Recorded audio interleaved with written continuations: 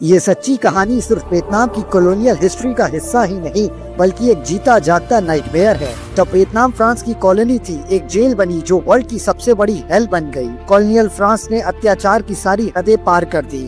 Dark sales, छोटी सी रोशनी के लिए छोड़ी गई windows, dungeons, torture chambers, death row cells और गिलोटिन। कैदियों के लिए एक ही जगह थी, वही खाना, वही पूप करना, और खाना इतना बेकार कि 1 महीने में 40 लोगों की मौत हो गई। High voltage electric wires, interrogation rooms जहां गैसोलीन कैंस और बॉक्सिंग ग्लव से सिर्फ शरीर नहीं रूह भी तोड़ी जा रही थी। कैदियों ने उसके एंट्रेंस का नाम रखा था monsters mouth. Welcome or not so welcome to the hell of hell, all are present in Vietnam. Hello दोस्तों, let's go back to late 1800s जब वियतनाम फ्रांस की कॉलोनी थी। फ्रेंच ने हनोई में इस बीस्ट को बनवाया। हुआ लो का मतलब होता है पोर्टेबल अर्दन स्टोव्स, जो उस स्ट्रीट के नाम पर था जहां ये बनते थे। आयरनी देखो, उसी स्ट्रीट में बनी ये जेल एक इंसानी भट्टी बन गई। उन्होंने इसे मेसन सेंट्रल कहा। नाम क्लासी लगता है ना, लेकिन अंदर क्या था? एक इंसान को तोड़ने की फैक्ट्री। इसकी कैपेसिटी 600 प्रिजनर्स तक की थी, लेकिन 1953 तक 2000 से ज्यादा लोग इसमें ठूसे गए थे। सोचो, एक कमरा जो सिर्फ 3 लोगों के लिए बना हो, लेकिन 10 लोग उसमें सांस लेने के लिए लड़ रहे हैं। इन प्रिजनर्स को बड़ी ही टेरिबल कंडीशंस में रखा जाता था। इनके पैरों और हाथों को इस तरीके से लॉक कर देते थे। और अगर ये सब सुन के डर नहीं लगा तो ये सुनो, एक टॉर्चर का तरीका ये था, तुम्हें एक बैरल में डाल देंगे, उसमें गंदगी और साबुन मिला पानी भर देंगे और फिर उस बैरल को हैमर से या स्टिक से पीटते हैं। इतना पीटते हैं कि कैदी जब उस बैरल से बाहर आता है तो या तो वो डेफ हो जाता है या तो उसके कान और नाक से खून बहता रहता है।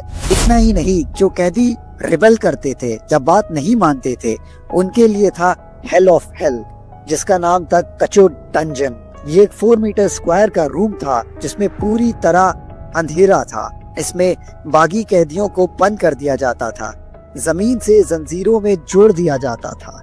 जो सीमेंट के बिस्तर थे वो ऐसे डिजाइन किए गए थे कि खून सिर्फ सर की तरफ जाए, जिसकी वजह से सर सूज जाता, चक्कर आते, दिखाई कम देने लगता। ये इतना छोटा था कि वहीं पे कैदियों को खाना भी पड़ता था और रिलीफ भी होना पड़ता था।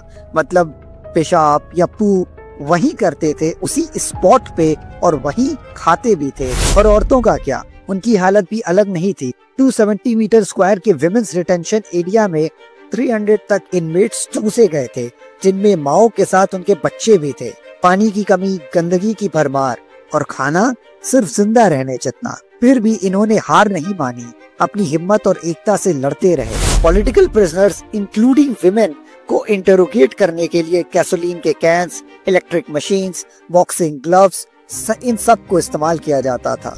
प्रिजनर्स को बेसिक यूटेंसिल्स तक नहीं मिलती थी, क्योंकि डर था कि वो उसे वेपन्स की तरह यूज करेंगे। इसलिए उन्होंने खुद ही यूटेंसिल्स बनाने शुरू कर दिए, बादाम की पेड़ की शाखों और कोकोनट के छिलके से। जेल के कोर्टयार्ड में एक बैनियन ट्री था। कभी ये कैदियों को एक पल की राहत देता था तो कभी रेजिस्टेंस का एक हिस्सा बनता था।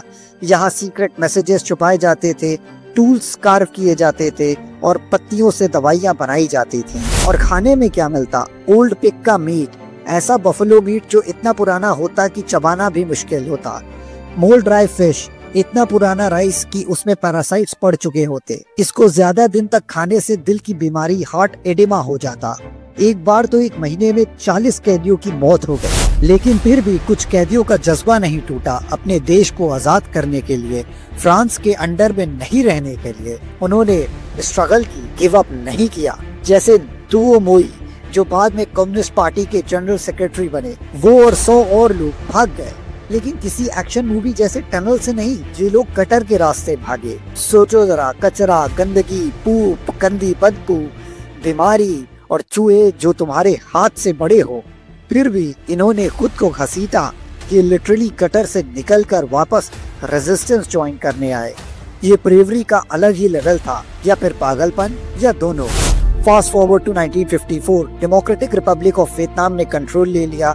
हुआ लो एक एजुकेशन सेंटर बन गया। लेकिन जब वियतनाम वॉर 1964 में तेजी से भड़की तो इसमें नए गेस्ट आए, American prisoners of war. American prisoners of war ने वियतनाम वॉर के दौरान हुआ लो प्रिजन को सरकास्टिकली हनोई हिल्टन नाम दिया। ये एक डार्क जोक था, एक तरीका ताकि वो अपनी बड़ी ही खौफनाक हालात से मेंटली डील कर सके। असल में हिल्टन एक लग्जरी हिल्टन होटल चेन को रेफर करता है जो बिल्कुल अपोजिट था उस प्रिजन से। ये एक तरीका था अमेरिकन सोल्जर्स के लिए कि वो अपनी हालात का मजाक उड़ा सकें और हंसी मजाक के जरिए अपने कैप्टर्स का मेंटली विरोध कर सकें। यहाँ प्रिजनर्स को उनके बिस्तर से जंजीर से बांध दिया जाता, उन्हें टॉर्चर किया जाता और सबसे famous prisoner US senator John McCain, इनको भी यहाँ कैप्चर कर लिया गया था।